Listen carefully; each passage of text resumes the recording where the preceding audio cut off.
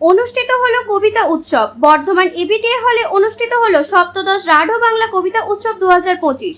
অনুষ্ঠানটির আয়োজক ছিলেন পশ্চিমবঙ্গ গণতান্ত্রিক লেখক শিল্পী সংঘ পূর্ব বর্ধমান জেলা কমিটি। এই অনুষ্ঠানে শতাধিকের শতাধিক কবি অংশগ্রহণ করেন এবং তাদের নিজস্ব কবিতা পাঠ করেন। চলুন শুনে নি আয়োজক সংস্থা কি বলছেন।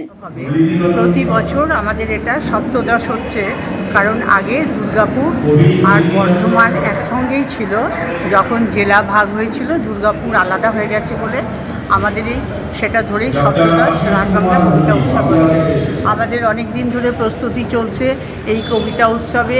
শুধু বর্ধমান শহরের না, দুর্গাপুর, বাঁকুড়া, পুরুলিয়া, মেদিনীপুর, হুগলি, কলকাতা ইত্যাদি থেকে এসছেন এবং আমার যারা সংগঠনের সদস্য প্রতি জেলা থেকে দুজন করে এমনি প্রতিনিধি হিসেবেও এসছেন।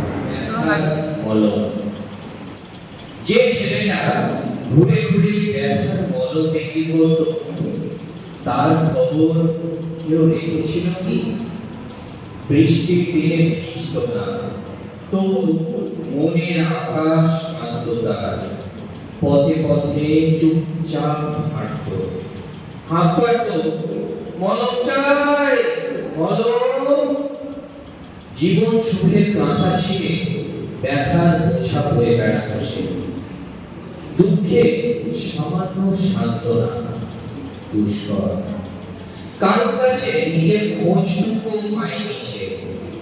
নীরবে যন্ত্রণা সহ্য করতে করতে ব্যথার মলম হাতে নিয়ে হারিয়ে গেল একদিন। গেল না পাওয়া তার খোঁজ আর কোনদিনই। বিরহের আধারে মিলিয়ে গেল যন্ত্রণা মোড়া ফুল।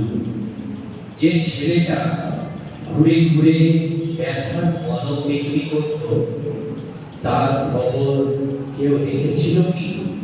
ধন্যবাদ।